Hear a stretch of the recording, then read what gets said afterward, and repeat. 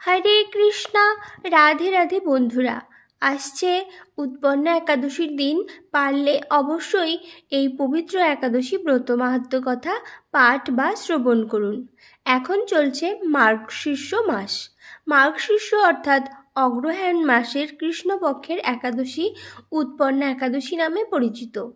শাস্ত্র অনুসারে এই একাদশী উপবাসের প্রভাবে পূর্বজন্মের সমস্ত পাপ বিনষ্ট হয়। উৎপন্ন একাদশীর উপবাস পালন করলে শ্রীহরি বিষ্ণুর সাথে ধন সম্পদের দেবী লক্ষ্মীর বিশেষ আশীর্বাদও প্রাপ্ত হয়। এছাড়াও সেই বাড়িতে কখনো অর্থের অভাব হয় না। পদ্মপুরাণ অনুসারে এই উপবাস পালন করলে ধর্ম ও মোক্ষ লাভ হয়। তাই ভক্তি সহকারে এই উৎপন্ন একাদশী ব্রত পালন করা আমাদের সকলের জন্য অত্যন্ত গুরুত্বপূর্ণ। দর্শক বন্ধুরা, কৃপা করে সকলে একাদশী ব্রত পালন করবেন। রাধে রাধে দর্শক বন্ধুরা, আমি মিতাস ক্রিয়েশন চ্যানেলে আপনাদের স্বাগত জানাই। বন্ধুরা, আশা করি গোবিন্দের কৃপায় আপনারা সকলে খুব ভালো আছেন। বন্ধু, আপনি যদি চ্যানেলে নতুন হন তাহলে চ্যানেলটিকে সাবস্ক্রাইব করে পাশে থাকা বেল আইকনটি ক্লিক করে যাবেন।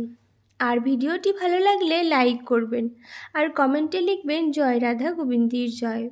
এবং ভিডিওটি আপনার পরিচিত বন্ধুবান্ধব ও আত্মীয় স্বজনদের উদ্দেশ্যে শেয়ার করবেন এবং ভিডিওটি অবশ্যই শেষ পর্যন্ত দেখবেন। দর্শক বন্ধুরা, আজকের এই ভিডিওতে আমি পবিত্র উৎপন্না একাদশী ব্রত মাহাত্ম্য কথা পাঠ করব। আপনারা ভিডিওটি শেষ পর্যন্ত অবশ্যই দেখতে থাকুন। উৎপন্না একাদশী ব্রত মাহাত্ম্য। অর্জুন বললেন, হে দেব, অগ্রহায়ণের পুণ্যপ্রদায়ী কৃষ্ণপক্ষের একাদশীকে কেন উৎপন্না বলা হয় এবং কী জন্যই বা এই একাদশী পরম পবিত্র ও দেবতাদেরও প্রিয় তা জানতে ইচ্ছা করি। আপনি কৃপা করে আমাকে তা বলুন। শ্রী ভগবান বললেন, হে পৃথাপুত্র, পূর্বে সত্যযুগে মূঢ় নামে এক দানব ছিল। অদ্ভুত আকৃতি বিশিষ্ট সেই দানবের স্বভাব ছিল অত্যন্ত কোপন। সে দেবতাদেরও ভীতপ্রদ ছিল। যুদ্ধে দেবতাদের এমনকি স্বর্গরাজ ইন্দ্রকে পর্যন্ত পরাজিত করে স্বর্গ থেকে বিতাড়িত করেছিল। এইভাবে দেবতারা পৃথিবীতে বিচরণ করতে বাধ্য হয়েছিল। তখন দেবতারা মহাদেবের কাছে গিয়ে নিজেদের সমস্ত দুঃখ সবিস্তারে জানালেন। শুনে মহাদেব বললেন, হে দেবরাজ, যেখানে শরণাগত বৎসল জগন্নাথ গুরুধ্বজ বিরাজ করছেন তোমরা সেখানে যাও। তিনি আশ্রিতদের পরিত্রাণকারী, তিনি নিশ্চয়ই তোমাদের মঙ্গল বিধান করবেন। দেবাদিদেবের কথা মতো দেবরাজ ইন্দ্র দেবতাদের নিয়ে ক্ষীর সমুদ্রের তীরে গমন করলেন। জলে শায়িত শ্রী বিষ্ণুকে দর্শন করে দেবতারা হাত জোড় করে তার স্তব করতে লাগলেন। স্তুতির মাধ্যমে নিজ নিজ দৈন্য ও দুঃখের কথা তারা ভগবানকে জানালেন। ইন্দ্রের কথা শুনে ভগবান নারায়ণ বললেন, হে ইন্দ্র, সেই মূঢ় দানব কী রকম, সে কেমন শক্তিশালী তা আমায় বলো। ইন্দ্র বললেন, হে ভগবান, প্রাচীন কালে ব্রহ্মবংশে তালোজ্জঙ্ঘা নামে এক অতি পরাক্রমী অসুর ছিল। তারই পুত্র সেই মূঢ় অত্যন্ত বলশালী, ভীষণ উৎকট ও দেবতাদেরও ভয় উৎপাদনকারী। সে চন্দ্রাবতী নামে এক পুরীতে বাস করে।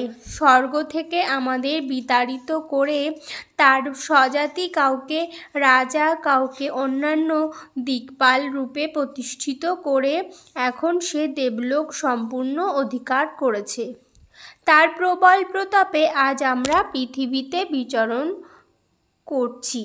ইন্দ্রের কথা শুনে ভগবান দেবদ্রোহীদের প্রতি অত্যন্ত ক্রোধান্বিত হলেন। তিনি দেবতাদের সঙ্গে চন্দ্রাবতী পুরীতে গেলেন। সেই দৈত্যরাজ শ্রীনারায়ণকে দর্শন করে পুনঃ পুনঃ গর্জন করতে লাগল। দেবতা ও অসুরের মধ্যে তুমুল যুদ্ধ শুরু হয়ে গেল। যুদ্ধে দেবতারা পরাজিত হয়ে এদিক ওদিক পালিয়ে গেল। তখন যুদ্ধক্ষেত্রে শ্রীনারায়ণকে একা দেখে সেই দানব তাকে দাঁড়াও দাঁড়াও বলতে লাগলো। শ্রী ভগবানও ক্রোধে গর্জন করে বললেন, রে দুরাচার দানব, আমার বাহুবল দেখো। এই বলে অসুরপক্ষীয় সমস্ত যোদ্ধাদের দিব্য বাণের আঘাতে নিহত করতে লাগলেন। তখন তারা প্রাণ ভয়ে নানা দিকে পালাতে লাগলো। সেই সময় নারায়ণ দৈত্য সৈন্যদের মধ্যে সুদর্শন চক্র নিক্ষেপ করলেন। ফলে সমস্ত সৈন্য ধ্বংসপ্রাপ্ত হলো। একমাত্র মূঢ় অসুরই জীবিত ছিল। সে অস্ত্রযুদ্ধে নারায়ণকেও পরাজিত করল। তখন নারায়ণ দৈত্যের সাথে বাহুযুদ্ধে লিপ্ত হলেন। এইভাবে দেবতাদের হিসাবে 1000 বছর যুদ্ধ করেও ভগবান তাকে পরাজিত করতে পারলেন না। তখন শ্রীহরি বিশেষ চিন্তান্বিত হয়ে বদ্রিকা আশ্রমে গমন করলেন। সেখানে সিংহাবতী নামে একটি গুহা আছে। এই গুহাটি 1 দ্বার বিশিষ্ট এবং 12 যোজন অর্থাৎ 86 মাইল বিস্তৃত। ভগবান বিষ্ণু সেই গুহার মধ্যে শয়ন করলেন। সেই দৈত্য ও তার পেছন পেছন ধাবিত হয়ে গুহার ভিতরে প্রবেশ করল। সে বিষ্ণুকে নিদ্রিত বুঝতে পারল। অত্যন্ত আনন্দিত হয়ে ভাবতে লাগলো, আমার সাথে যুদ্ধে পরাজিত হয়ে বিষ্ণু এখানে গোপনে শুয়ে আছে। এখন আমি তাকে অবশ্যই বধ করব। দানবের এইরকম চিন্তার সঙ্গে সঙ্গে শ্রী বিষ্ণুর শরীর থেকে একটি কন্যা উৎপন্ন হলো। এই কন্যাই উৎপন্না একাদশী। তিনি রূপবতী, সৌভাগ্যশালিনী, দিব্য অস্ত্রশস্ত্রধারিণী ও বিষ্ণু তেজসম্ভূতা বলে মহাপরাক্রমশালী ছিলেন। দৈত্যরাজ সেই স্ত্রীরূপিণী দেবীর সাথে তুমুল যুদ্ধ শুরু করল। কিছুকাল যুদ্ধের পর দেবীর দিব্য তেজে অসুর ভস্মীভূত হয়ে গেল। তারপর বিষ্ণু জেগে উঠে সেই ভস্মীভূত দানবকে দেখে বিস্মিত হলেন।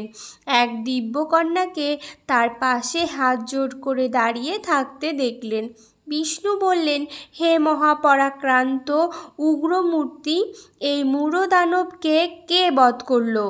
যিনি একে হত্যা করেছে তিনি নিশ্চয়ই প্রশংসনীয় কর্ম করেছে।